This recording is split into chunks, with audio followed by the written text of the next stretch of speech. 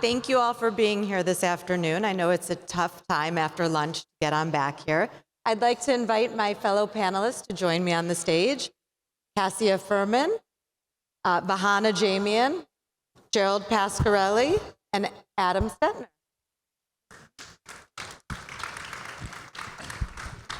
So as you can all see, the title of our panel is about diversification in the cannabis industry. And when I told people about this panel, or you saw that this panel was happening, everybody asked, like, so what does that actually mean? And it seems that many people have many definitions of what diversification in the cannabis industry means. So let's start there, and we'll start with Gerald. What does diversification in the cannabis industry mean to you? Yeah, thanks. I guess from where I sit, I'm a fundamental research analyst who covers broad consumer. So cannabis is going to have its own nuances, obviously. And I think in broad consumer, if you think about diversification, most people would typically think it's a portfolio diversification, having different products, different line extensions, et cetera.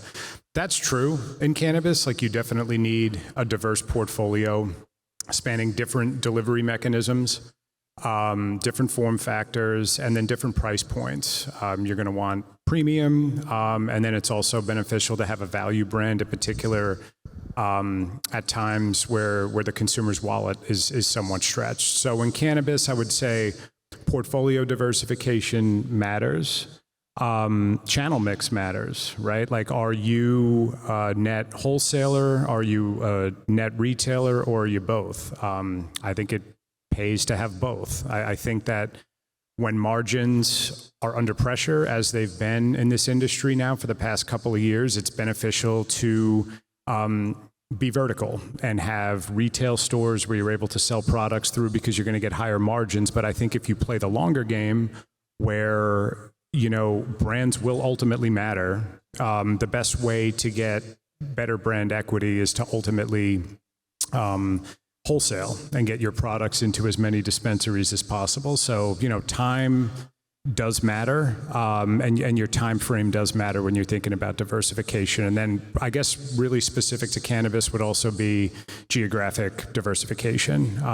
Obviously, different rules for different states. And so, you know, just being mindful of ultimately, you know, the states that are going to give you the biggest ROI, you know, upon immediate launch, would be how, you know, we think about diversification from cannabis. Vahan, coming from Canada, what does diversification mean in your world? So again, there's many ways to slice diversification, right? And it's very much relative to where you are, and both in the value chain and where you are geographically, right? In Canada, where, for example, you basically can't be vertical, right? Or if you do want to be vertical, you can't be in Ontario, which is by far the largest market.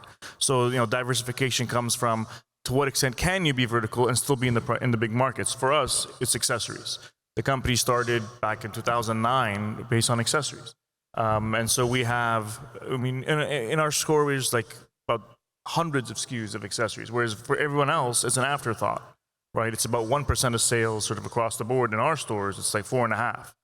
Because there are accessories. We design 5,000 SKUs of them, contract manufacture them overseas, import them, retail, wholesale, etc.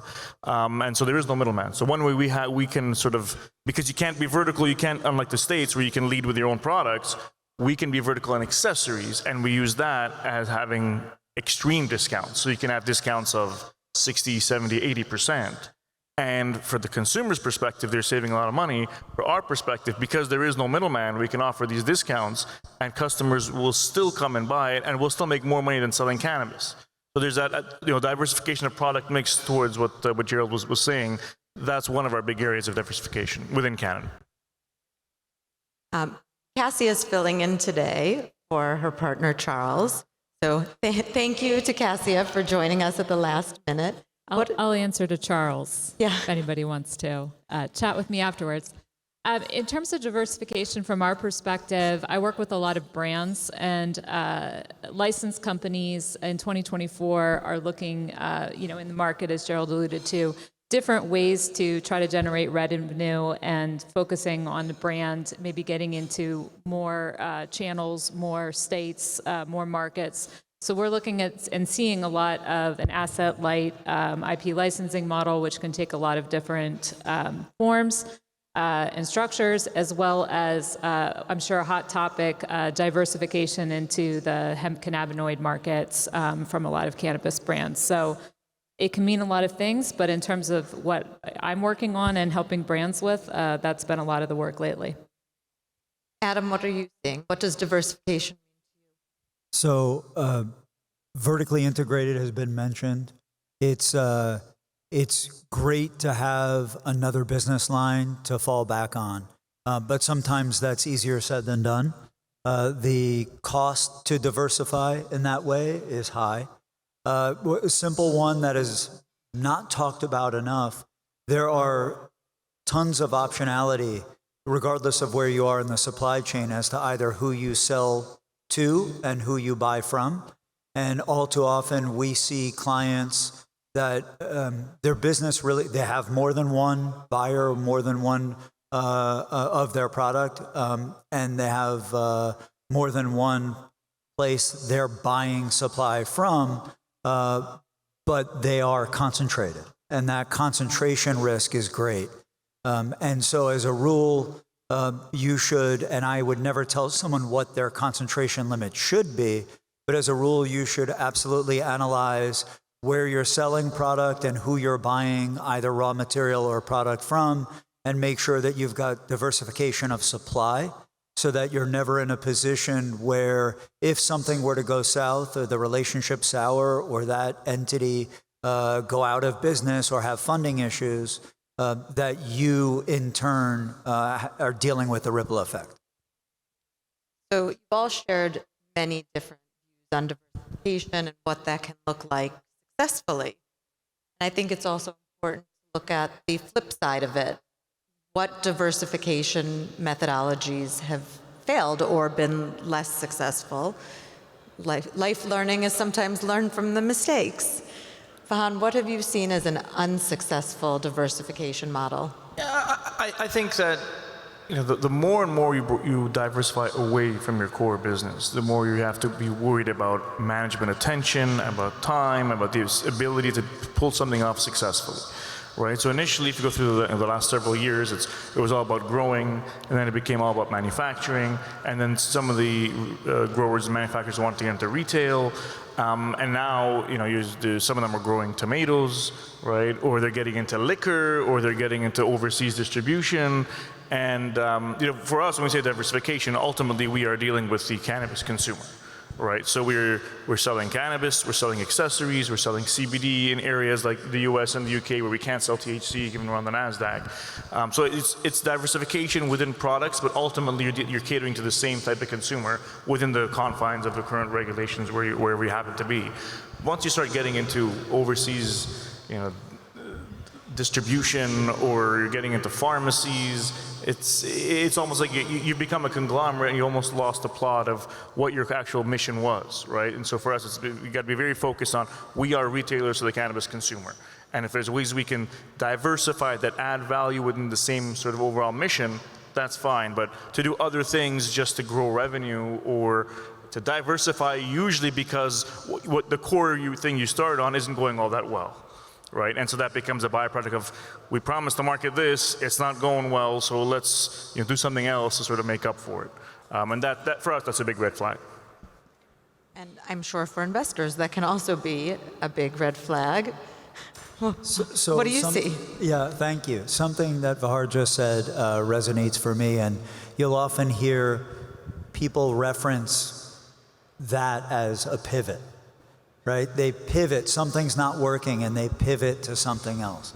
So, I think in terms of diversification, what doesn't work pretty consistently does not work is spreading yourself too thin. Trying to do too many things rather than be excellent at a few things. And when things do begin to work, rather than having the next great idea, the focus of maximizing the opportunity that's in front of you will often be overlooked and is the surest formula to success versus the next shiny thing that could be exciting.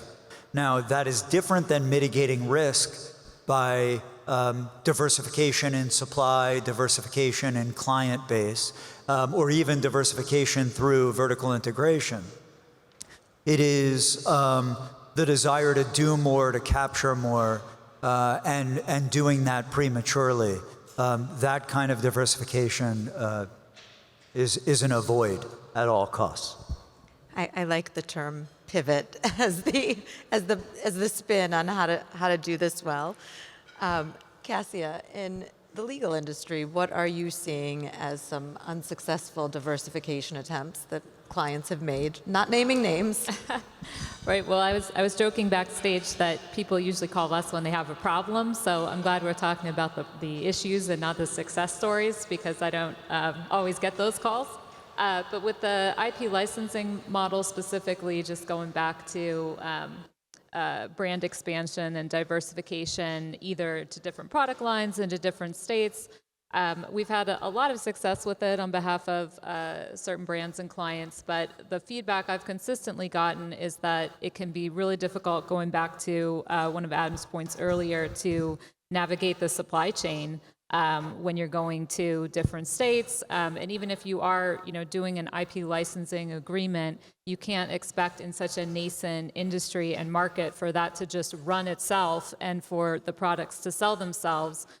Quite the opposite. It often takes a lot of on-the-ground work to actually, in multiple partnerships, multiple agreements, you need to spend a lot of time on it to have a successful launch and then to keep the products going. Spreading yourselves too thin or just a hit on, some of the main themes up here can be an issue even in an asset-light model. But there's a lot of success stories with it too, when people dedicate enough time and can get into a market that has, a sufficient supply chain that's actually set up to enable them to get those products to market. Gerald, what do you see as some of the less successful diversification practices? Yeah, I think most of the panelists touched on it. I mean, having brand cohesiveness or portfolio cohesiveness is very important. You have to stand for something. You have to know your competitive advantage and your core competencies, and you can build on that, but to pivot and go, in a different direction more times than not becomes more challenging. I think that in cannabis, though, it's so different, right? Because most companies are paying 70% effective tax rates. So when you think about where diversification can go wrong, or really where growth can go wrong, it's spending too much capex, and it's not protecting your cash. That's a common problem in cannabis. May go away, if we get rescheduling at some point, obviously. But I think in the current environment, it is really just understanding like a growth cycle, a capex cycle, understanding the ROI that comes along with making these investments. And if you are going to spend your cash, which again is precious in cannabis, it's having the understanding that you need to become bottom line profitable in very short order, because it's difficult out there. It's difficult to raise capital, using debt, using equity. So just being very mindful of your cash and your capex. We've heard a lot about risk mitigation, even though that word maybe necessarily wasn't the word that came out of all of your mouths. But in thinking about diversification, much of that is a risk mitigation strategy. And I'm wondering, Adam, what do you see as successful risk mitigation strategies when diversifying? Just for clarity, what do I see in terms of risk mitigation? Yes. Yeah. So I think the title of this is, I see it, planting all the buds in one pot. While singular focus is great, we touched a little bit already on having multiple purchasers or multiple sources that you can buy from. So if you don't mind, I'll give an example of how this went wrong for one of our clients by not being diversified. They were buying biomass, a manufacturer of crude oil. They're buying biomass from a singular grower. That was a great relationship for them, and as they grew, that grower grew. They continued to buy more and more from that farmer, that cultivator, and then the cultivator had a problem with the crop. And now they were in a position where they had orders to fill, and they scrambled. Now, from my perspective as a lender, we had financed a lot of this cycle. And now that you had a manufacturer that could not get biomass and therefore could not fill orders and therefore did not have revenue to repay our arrangement. And you had a farmer that was in trouble, and because he had singularly focused on this one manufacturer, he had no one else that could support him. And he didn't have any kind of depth to the crop beyond what he needed to grow for this one manufacturer. So you had a single, basically enclosed supply chain. And all of the clients that had been buying crude oil, they now look elsewhere to get their crude oil.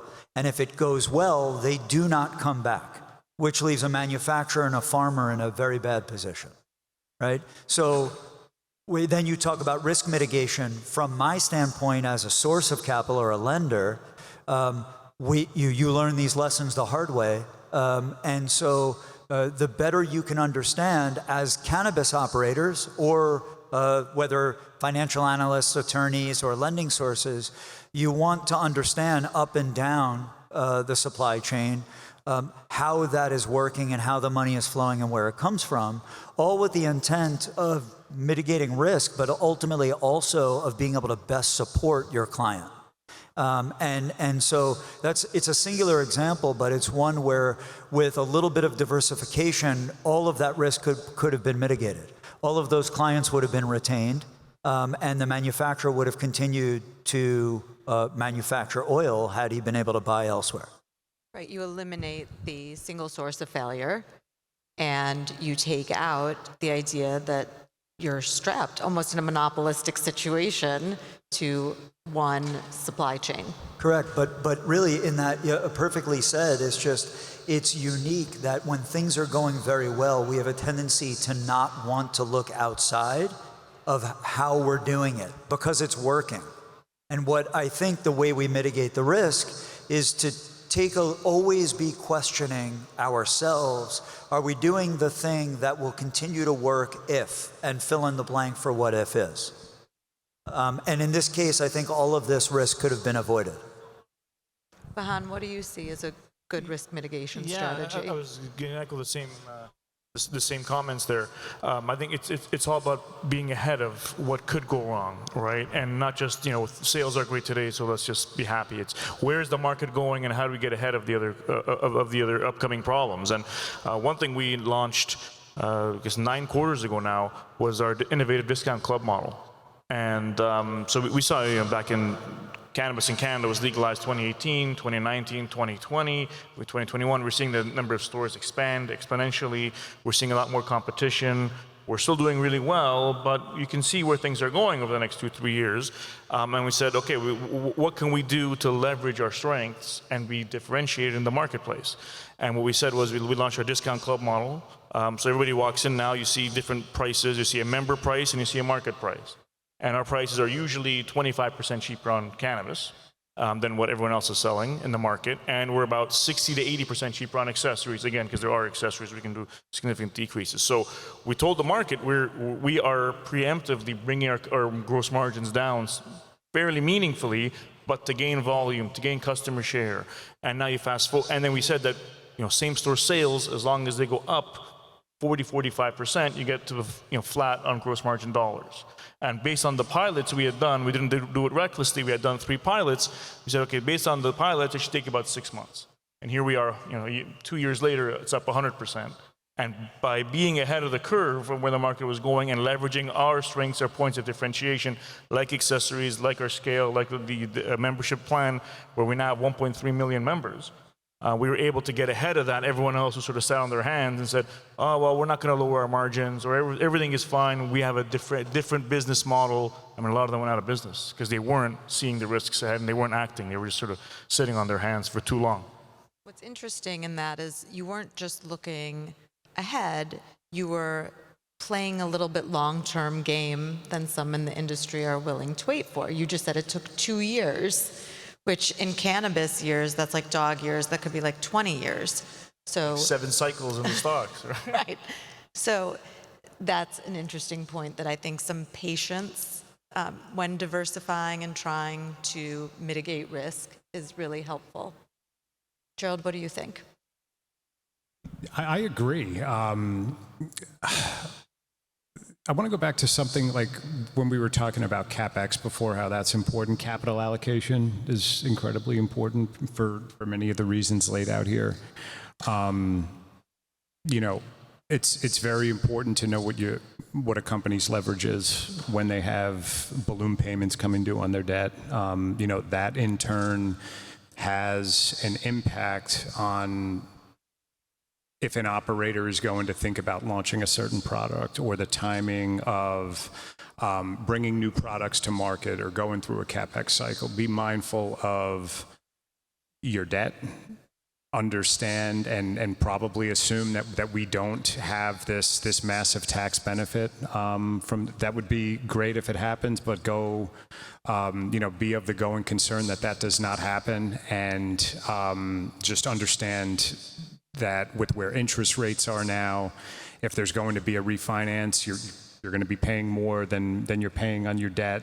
You know, that was issued a couple of years ago. That's going to factor into it. So, you know, just in addition to CapEx and in addition to the potential profit opportunity, it's more understanding how you're going to utilize your cash from a capital allocation perspective, and really how to manage your debt, which is something I should have probably touched on a couple of minutes ago. Well, we'll touch more on that now. No cannabis discussion would be complete without talking about 280E and the financial impact on the industry. One thing that we're seeing quite a bit of right now is diversification through different structures for entities, such as ESOPs or other ways to separate hemp business from traditional marijuana or cannabis business.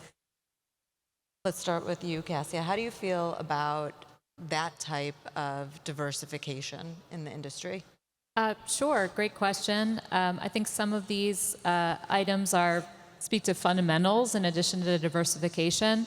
280E and setting up ancillaries is great.